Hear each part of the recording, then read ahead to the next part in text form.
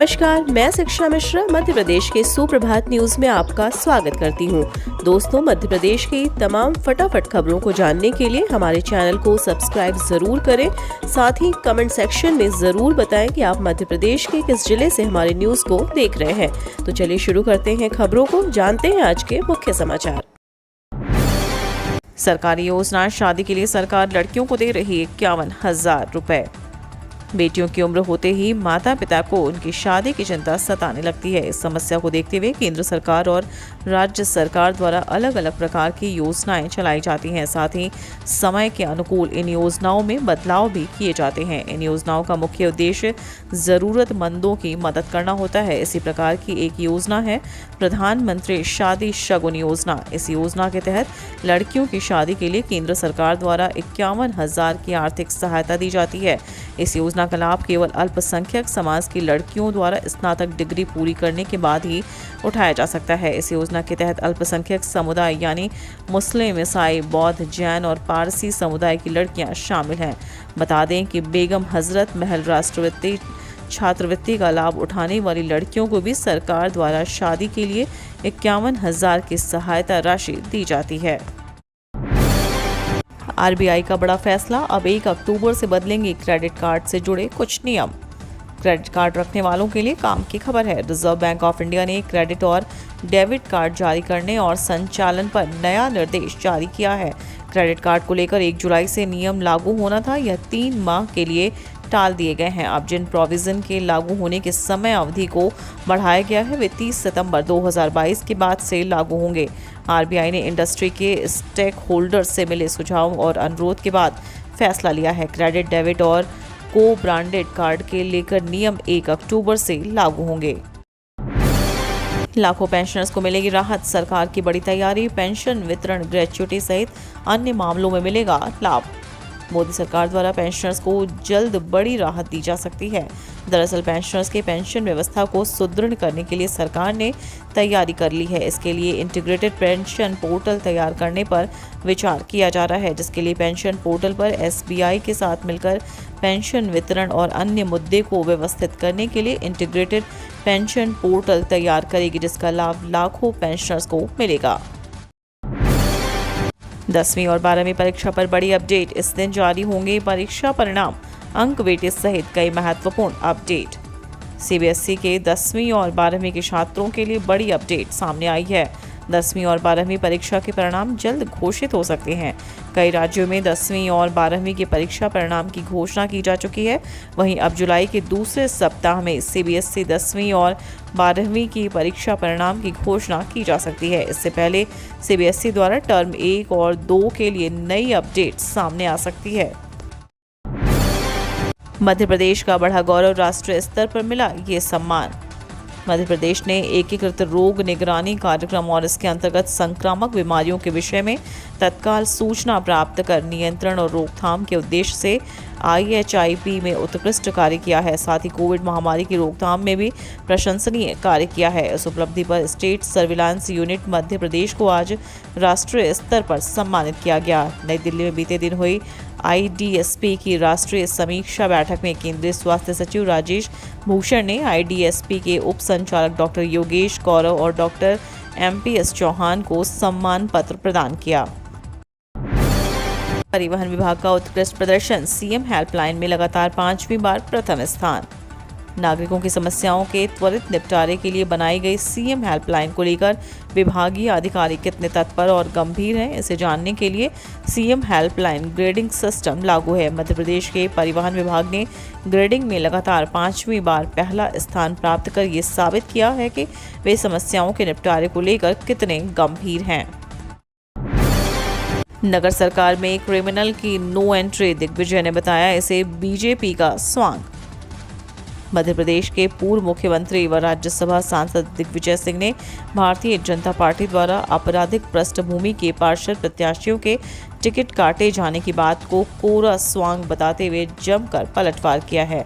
उन्होंने कहा कि पिछले 2-3 दिनों में भाजपा के प्रदेश अध्यक्ष VD शर्मा व मुख्यमंत्री शिवराज सिंह चौहान बयान देकर जनता को ये बताने की कोशिश कर रहे हैं कि आदतन अपराधियों की भाजपा में जगह नहीं है, जबकि पन्ना नगर पालिका के वार्ड 12 से प्रत्याशी कीर्ति त्रिवेदी भाजपा के जिला उपाध्यक्ष अंकुर त्रिवेदी की पत्नी हैं।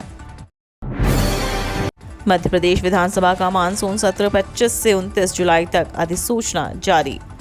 मध्य प्रदेश विधानसभा का मानसून सत्र 25 जुलाई से शुरू होगा। 5 दिवसीय यह सत्र 29 जुलाई तक चलेगा। मध्य प्रदेश विधानसभा के मानसून सत्र में सरकार वित्तीय वर्ष 2022-23 का प्रथम अनुपूरक बजट प्रस्तुत करेगी। वहीं मध्य प्रदेश नगर पालिक विधि संशोधन और भू राजस्व संहिता संशोधन विधेयक भी सरकार लगाएगी। 5 दिवसीय सत्र की अधिसूचना विधानसभा के प्रमुख सचिव ने जारी की है। द्रौपदी मुर्मू से होगा यशवंत सिन्हा का सामना, संसदीय बोर्ड की बैठक में तय हुआ नाम। जानिए द्रौपदी मुर्मू का राजनीतिक करियर। लंबी चर्चा के बाद एक तरफ जहां विपक्ष की तरफ से यशवंत सिन्हा का नाम राष्ट्रपति उम्मीदवार के रूप में निकलकर सामने आया, तो वहीं दूसरी तरफ सत्ताधारी पार्टी बीजेपी एनडीए की तरफ से द्रौपदी मुर्मू के नाम को फाइनल किया गया। राष्ट्रपति चुनाव में एनडीए की तरफ से द्रौपदी मुर्मू राष्ट्रपति पद के उम्मीदवार होंगी। दरअसल संसदीय बोर्ड की बैठक में यह फैसला लिया गया। द्रौपदी मुर्मू भारतीय राजनीतिज्ञ और 18 मई 2015 से झारखंड की राज्यपाल हैं। वो झारखंड की प्रथम महिला राज्यपाल हैं।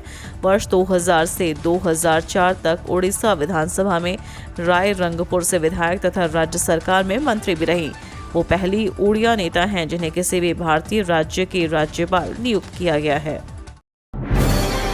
प्रचार के लिए पहुंचे कृषि मंत्री कमल पटेल ने चलाई बैलगाड़ी, हांका खेत।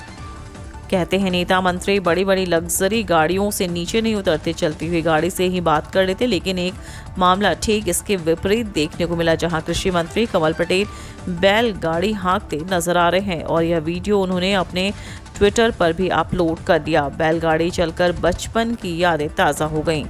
दरअसल यह पूरा मामला हरदा जिले के ग्राम उडावा का है, जहां सोमवार को कृषि मंत्री कमल पटेल अचानक गांव पहुंचे तो किसानों को गाड़ी बैल चलते देख खुद को रोक नहीं पाए और किसानों से बैलगाड़ी खुद लेकर हाँकने लगे। इस दौरान उन्होंने कहा कि बचपन में स्कूल या खेत कहीं भी जाना होता था तो बैलगाड़ी ही एकमात्र साधन हुआ करता था। आजकल तो बैलगाड़ी बहुत कम देखने को मिलती है। ऐसे में आज जब बैलगाड़ी हाँकी तो बचपन की यादें ताज़ा हो गईं।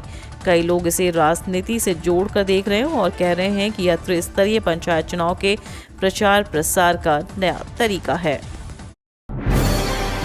एमपीपीएससी ने विलोपित किया विवादित प्रश्न, अब कांग्रेस ने की ये बड़ी मांग। एमपीपीएससी द्वारा बीते दिन आयोजित की गई राज्य सेवा एवं वन सेवा प्रारंभिक परीक्षा 2021 में कश्मीर को लेकर पूछे गए विवादित सवाल पर छिड़े विवाद के बाद मध्य प्रदेश लोक सेवा आयोग ने विवादित प्रश्न को विलोपित कर दिया है। इस मामले में हमलावर कांग्रेस ने अब प्रश्न पत्र चयनकर्ता पर राष्ट्रद्रोह के आरोप में एफआईआर की मांग की है। सागर आईजी को आयोग ने नोटिस जारी कर पूछा, गब्बर को इतनी बेरहमी से क्यों पीटा। मध्य प्रदेश मानव अधिकार आयोग के माननीय अध्यक्ष नरेंद्र कुमार जैन ने मानव अधिकार हनन से जुड़े 2 मामलों में संज्ञान लेकर संबंधितों से जवाब मांगा है। पुलिस अभिरक्षा में घायल युवक की मौत, टीआई लाइन अटैच आयोग ने आईजी सागर से 3 सप्ताह में जवाब मांगकर पूछा, गब्बर को इतनी बेरहमी से क्यों पीटा गया।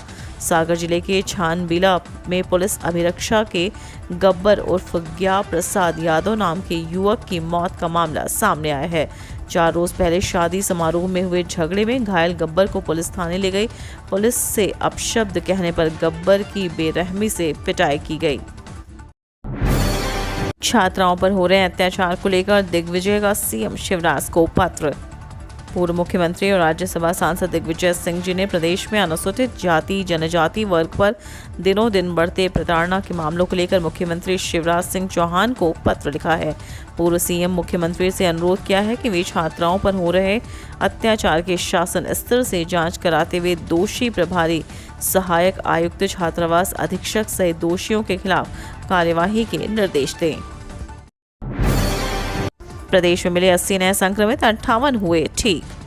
प्रदेश में 80 नए कोरोना संक्रमित मिले हैं। इन सैंपल को बीते दिन लिया गया था।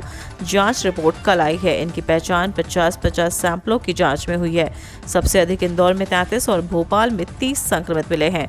करीब 3 माह पूर्व इतने संक्रमित मिले थे। हालांकि 11 जून को 79 संक्रमित मिल चुके हैं। मध्य प्रदेश में 27 जून से शुरू हो सकता है लगातार वर्षा का सिलसिला।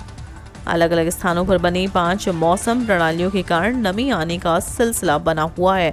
इसी वजह से विभिन्न जिलों में रुक रुक कर बौछारें पड़ रही हैं। मौसम वैज्ञानिकों के मुताबिक बुधवार और गुरुवार को जबलपुर में एवं नर्मदापुरम संभागों के जिलों में अच्छी वर्षा होने की संभावना है।